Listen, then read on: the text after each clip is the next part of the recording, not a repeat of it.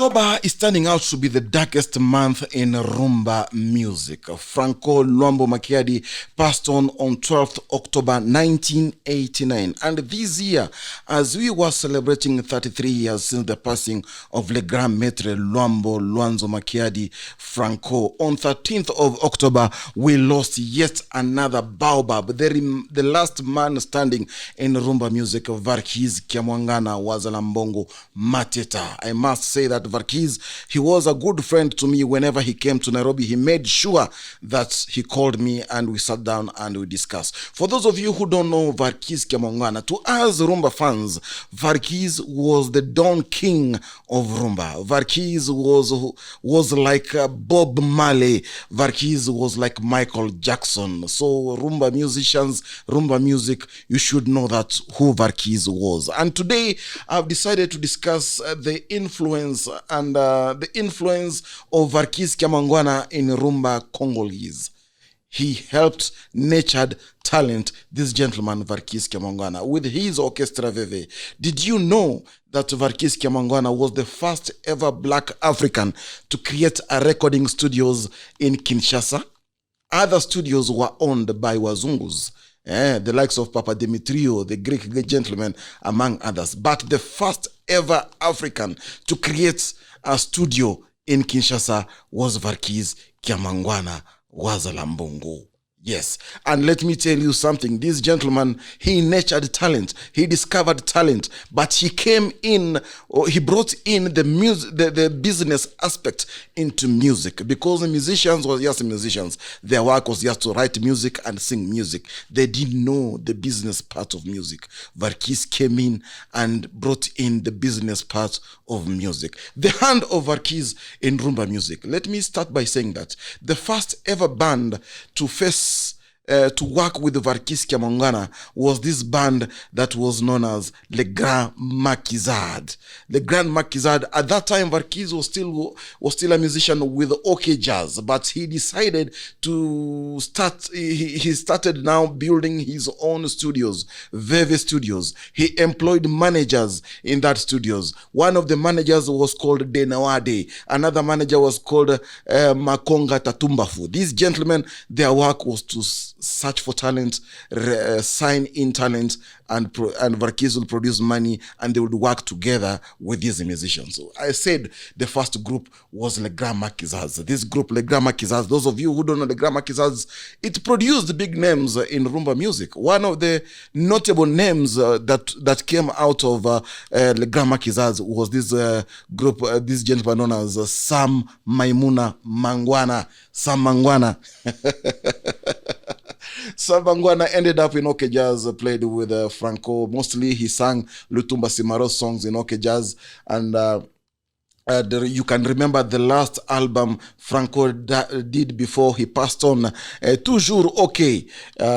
He collaborated with Sam Mangwana. Another notable guy whose talents came out courtesy of Verkys Kiamuangana, and he sang in Le Grand Marquis was Daliens Ntesa. Daliens Ntesa Badai ended up in OK Jazz, and in OK Jazz gave us songs like Lianzi Kotingana Motema, Almarufu Muzi. Another gentleman is this guitarist called DZ Majeku. DZ Majeku ended up in Afriza International, Tabulez Afriza International, and ended up in OK Jazz. As we speak now, DZ Majeku is in Monaco doing some music with a group he calls OK Jazz Odemba, Rumba Odemba. Yes, and that group has Malaj Dilgendo, Nana Akumu, and Baniel Bambo. The same Le Grand Marquis had produced who? Mavatiku Michelino Visi. Yes. A guitarist, a well-respected guitarist. He was among the three gentlemen who came together and gave us the song, the album Lisangaya Baganga. Included Franco, Mavatiku Michelino, and Tabule the late. Now Verkys, as I told you earlier, had it not been his money and his studio Veves, will not be talking about Le Grand Marquis vile tunaongea kuhusu Le Grand Marquis vile kwa sasa. Now we are done with Le Grand Marquis. Another influence, the hand of Verkys Kiamuangana in Rumba Congolaise. Every band from 1970 to early 90s can attribute its success in one way or another through this gentleman, Verkys Kiamuangana was a Lambongo. After Le Grand Marquis, Verkys started working very closely with Orchestra Bela. Orchestra Bela with Soki Vangu, the elder brother or the elder sibling of Bela. At one point, they were working together. It was partnership. Bela was owned by Soki Vangu, but financial assistance and everything came from Studio Veve, came from this gentleman Verkys Kiamuangana. At one point now, they didn't agree in terms of contractual disagreement happened between these two gentlemen, and Soki Vangu decided to go back to Lubumbashi, take time off, and finish his university education. In that group, Orchestra Bela, during that days, we had Niboma Wandindo and Pepe Kale, Kabasele, Yampanya, Wabamulanga, Jean-Baptiste. Very long name. When they went to Lubumbashi, Pepe Kale and Niboma wakabaki nyuma. Vile walibaki nyuma, Verkys told them, you guys, what you have to do, since Soki Vangu has gone, you have got nothing to do. Can you organize yourself and give us, can you go and recruit musicians and give us a nice band that you can work with? That's why Niboma Wandindo and Pepe Kale created this group called Orchestra Lipua. That was around 71, 72. And Orchestra Lipua, Niboma recruited Kinzunga Ricos, we had Mulembu Chiabu, we had Chimanga Sosa, as we speak. He lives in Tanzania. He works with the Tanzanian Broadcasting Corporation. Those are some of the guys that Niboma and Pepe Kale recruited and formed the group known as Orchestra Lipua. All the musicians, that included even Bisikita, who was a rhythm guitarist in that group, all the musicians were employees of Studio Veve. It didn't matter how much Verkys made from Orchestra Lipua. All of them were employees of Studio Veve. They would come and their end month salary, kazi yao ni kutunga muziki na kwenda kuimba muziki. It doesn't matter how many record sales Verkys makes, haiwahusu hata kidogo. So at one point now, Verkys, Niboma Wandindo decided that, you know what? We are earning a little money. So let us go and renegotiate with Verkys. We see whether he can kutuongeza mshahara kidogo. So when Niboma summoned Verkys and they were having discussions, Verkys would hear none of it. He told Niboma, you have a contract with Studio Veve. You either work with Studio Veve or leave.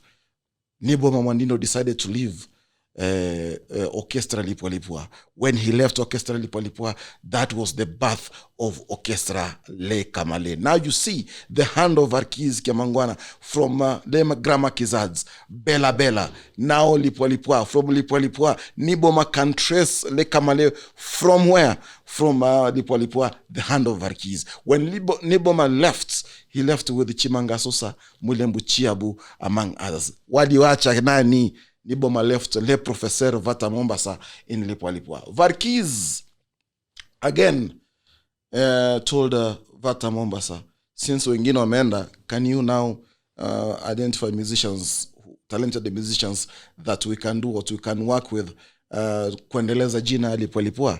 That's when Vata Mombasa brought in the likes of Luswama Aspro, brought in the likes of Santana Mongolei, brought in guys like Nono Nkuka, Nzayadio, Kilola Yatoko. The name is endless. Those of you who are younger than me, 1984, you remember the albums that had songs like Mimi, Noka, Blanche, Nono.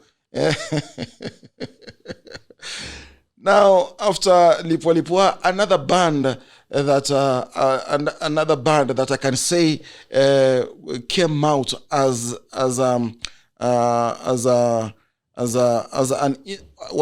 let me refresh it. The hand of Verkys was also visible in the formation of this group known as Orchestra Kiam. These young boys, Orchestra Kiam, before they were Orchestra Kiam, they were boys under the stewardship of one gentleman called Monsuet Nedul Nono, aka Papa Noel.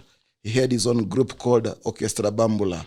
He had recruited these young boys. They were practicing some songs to go and record.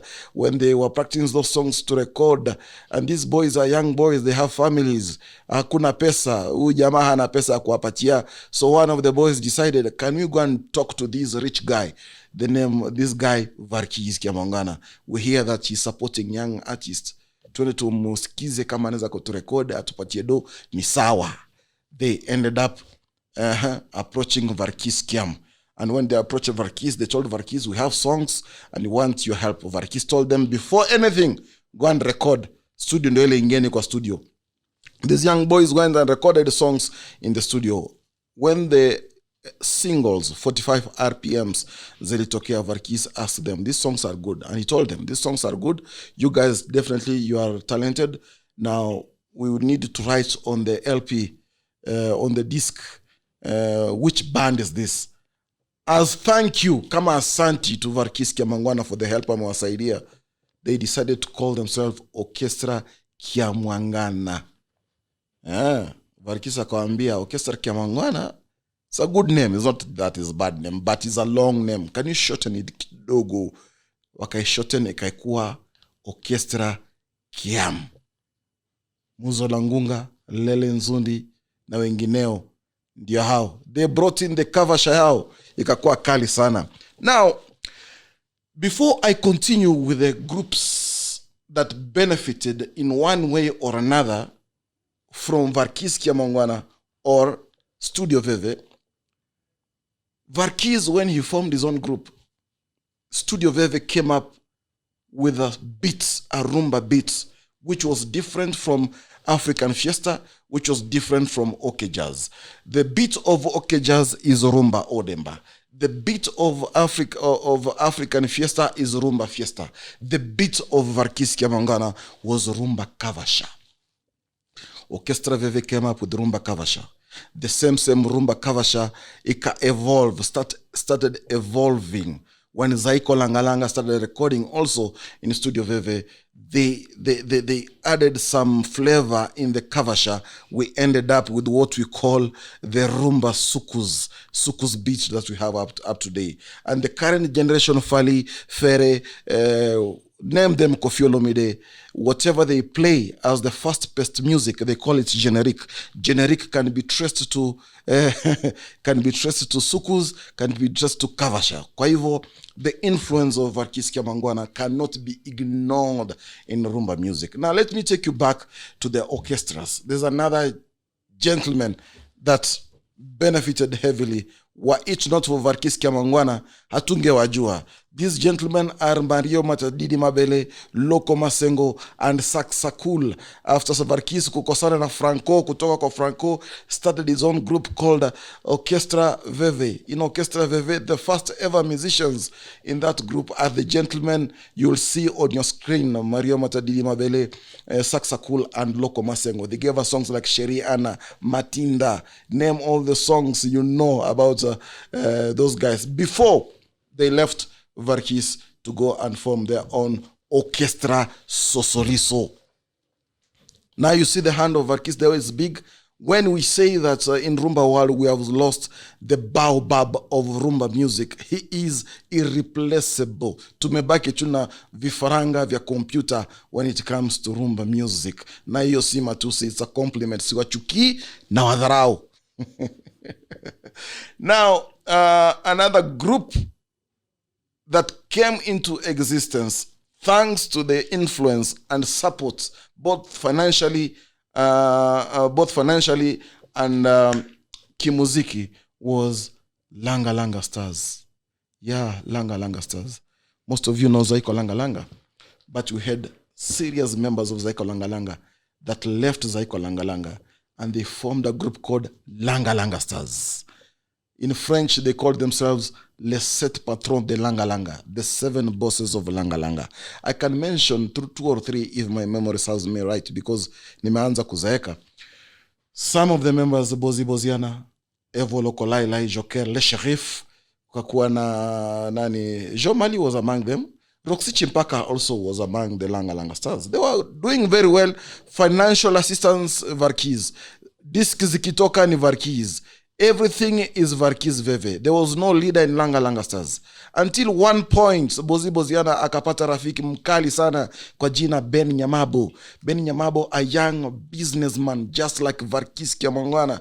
This Ben Nyamabo guy, he was the first ever African to start a shop, a clothing line, duka ya kuuza manguo in Kinshasa, kuuza real leather, wacha leather kutoka China, no disrespect to Chinese, real leather alikuwa na import mwenyewe from Italy. Duka yake ilikuwa into Le Scarpa Uomo Vero Kuyo, and this gentleman alikuwa anapatia Langa stars members nguo wanavaa for the show. So he told Boziana, now I can finance you. What you can do, here ndio pesa, go to the studio, record your own songs away from Studio Veve. Verkys akakuja akagundua, summoned Langa stars. Nasikia that this and this is happening. That is not part of a contractual agreement. Now from here henceforth, I appoint Evo Lokolaila to be the band leader of Langa stars. The other one said, no. Yeah. We are the set patron the Langa, the 7 bosses of Langa. That was the end of Langa stars and the birth of shock stars. I'm still telling you the influence of Verkys Kiamuangana was Lambongo. Now you should know that Verkys, Franco, and Tabule, they were so powerful musically speaking. They were given the name Les Trois Mousquetaires, the 3 Musketeers. Oh yes, the 3 Musketeers. And apart from Langa stars, the story in Indefu, apart from Langa stars, now we have, let me take you to Koffi Olomide, for example. Koffi Olomide, another guy that I can say that the influence of Verkys Kiamuangana helped Koffi Olomide to be whoever he is today. Koffi Olomide used to write songs for Papa Wemba. Koffi Olomide was not a vocalist. He used to write songs for Papa Wemba. So one day they agreed with Papa Wemba to meet at Studio Veve to go and record some of the songs Koffi had written for him. Papa Wemba was a no-show. He didn't come. So Verkys told Koffi, just go in the studio, go and start singing. Koffi akasema, no, me, I don't know how to sing. No, it is your song. You know how it goes. You know the melody of the songs. Just go and sing. Koffi Olomide, for the first time in his life, behind the microphone, recording a song, courtesy of orders from Verkys Kiamuangana. Koffi aliimba wimbo, sang it outside this, akatoka kwa studio. They listened. Koffi was, wow, that is me. Yeah, that is you. Now I want you to go back and do this. Rekebisha hapa, change here. Now as we speak, Koffi Olomide calls himself the Grandpa of Rumba music. I am saddened because the only remaining baobab tree of Rumba music has fallen. And I don't think if Rumba music will have somebody like him again. So as you watch this channel, remember to subscribe my channel and also like my channel. Follow me on my Facebook page. That's Bridge Over DRC. You can call me. My email is on your screen. My numbers are on your screen. You can call me. We can talk about Rumba music. I am a host, Simon Fumu. For those of you, adios, amigos.